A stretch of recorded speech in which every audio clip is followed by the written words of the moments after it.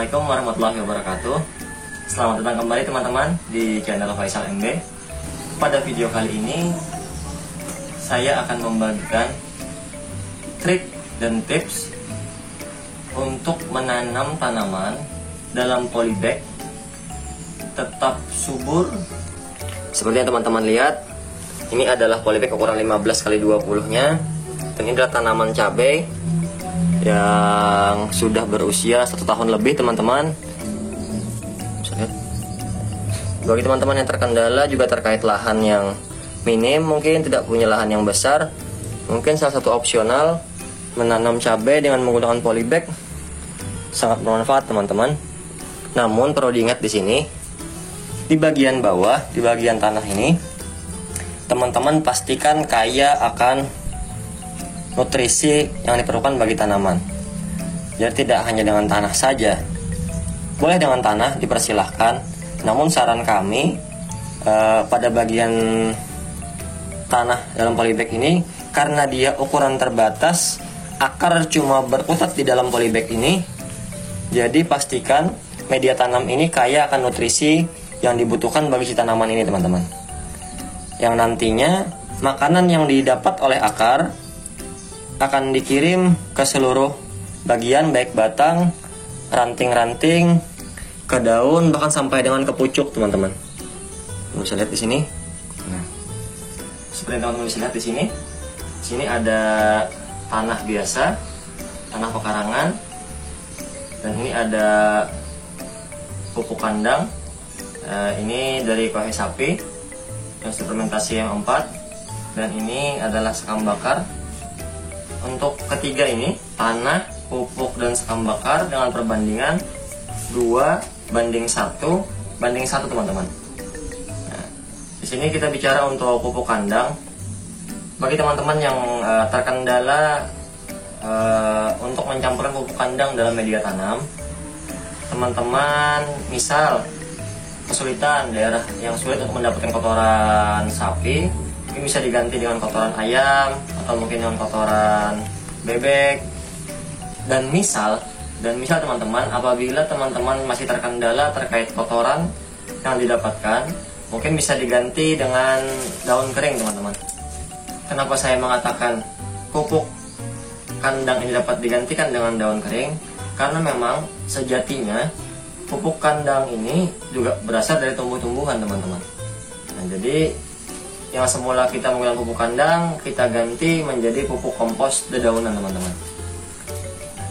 Ketiga kandungan ini bisa teman-teman campurkan, tanah, kemudian pupuk kandang, dan juga sekam bakar. Teman-teman bisa campurkan,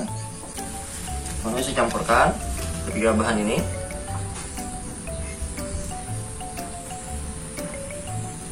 Dan sekam ini juga teman-teman campurkan.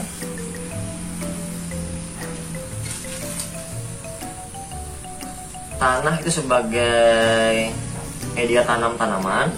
Nah, untuk pupuk kandang sendiri itu merupakan nutrisi tambahan bagi si tanaman. Jadi selain tanah, tanaman juga perlu pupuk. Jadi kalau misalnya teman-teman terkendala, kalau misalkan kesulitan mencari kotoran binatang, kotoran hewan, bisa diganti dengan dedaunan ini, teman-teman. Tapi kalau misalkan teman-teman mudah dengan kotoran, lebih baik dengan kotoran saja. Oh iya, teman-teman, catatan di sini, untuk kotoran hewan itu bukan kotoran hewan yang baru dikeluarkan dari hewan. Kotoran tadi juga perlu didiamkan dulu beberapa waktu sehingga dia menjadi pupuk, teman-teman. Kalau kotoran yang langsung teman aplikasikan ke media tanam ini, saya pikir kurang tepat karena juga masih mengandung bakteri-bakteri dalam kotoran tersebut. Sudah, nah, ini sudah tercampur, teman-teman, antara tanah, pupuk kandang, di sini kohe sapi saya gunakan, dan juga yang ketiga ini ada sekam bakar. Nah, bagi teman-teman yang ingin memastikan media tanam ini yang dalam polybag ini, apabila teman-teman khawatir terkait tanaman yang dalam polybag ini, apakah dia pH-nya bagus untuk tanaman atau tidak, saya sarankan bisa menggunakan kapur dolomit di sini. Sedikit saja, teman-teman, seperti ini. Kita campurkan pada media tanam ini. Kita akan aduk. Teman-teman bisa aduk sedikit saja teman-teman. Ini apabila teman-teman khawatir untuk pH tanah yang asam, karena seperti yang kita tahu teman-teman, untuk tanaman cabai dia tumbuh dengan cepat pada pH tanah di kisaran 7 dan 8. Nah, dikhawatirkan tanah yang baru teman-teman ambil dari pekarangan itu sudah lama terendam air kah, atau mungkin dia terlalu asam, maka kapur dolomit bisa teman-teman gunakan untuk menurunkan pH tanah. Teman-teman sudah tercampur. Ini adalah media tanam yang saya gunakan untuk tanaman tomat saya, kemudian cabai besar saya ini, dan juga untuk tanaman cabai rawit saya teman-teman. Teman-teman lihat, ini lumayan lebat dan lumayan banyak buahnya. Nah, jadi ini adalah media tanam yang menurut saya sangat bagus untuk tanaman dalam polybag.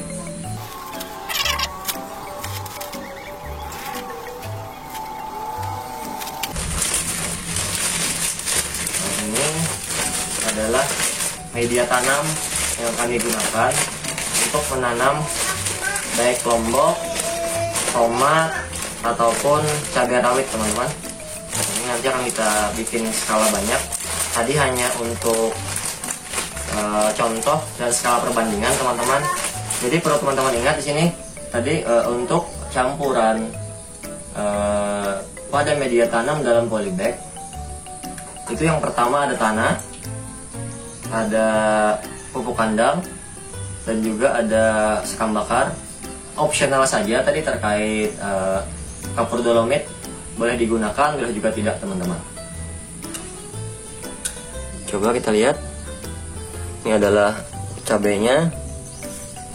Nah, teman bisa lihat, ini adalah cabainya. Kita geser sedikit. Nah, ini dia teman-teman. Nah, sini saya akan perlihatkan. Nah, ini adalah buahnya teman-teman, besar. Ini adalah cabai rawit. Nah, teman-teman bisa lihat, dan lumayan banyak. Dan untuk daun juga masih bagus. Ini buah teman-teman. Nah, ini di pucuk sudah ada kembang-kembang yang terbentuk. Ini juga jadi cabai teman-teman bisa lihat. Dan ini untuk pohon tomat kami teman-teman.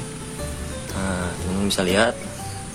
Ini dia sudah mulai berkembang, beberapa baru saja berkembang. Ini juga sudah ada bakal buah teman-teman bisa lihat.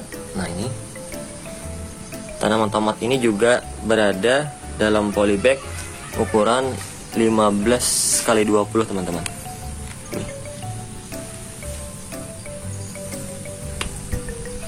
Teman-teman, ini adalah cabai keriting yang tumbuh dalam polybag ukuran 15x25 kami. Nah, untuk tanamannya seperti ini. Ini sudah mulai muncul bunga pertama.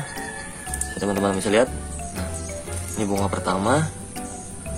Sudah lumayan banyak dan lumayan subur teman-teman. Sekian video dari saya teman-teman. Semoga bermanfaat video ini. Saya akhiri. Wassalamualaikum warahmatullahi wabarakatuh.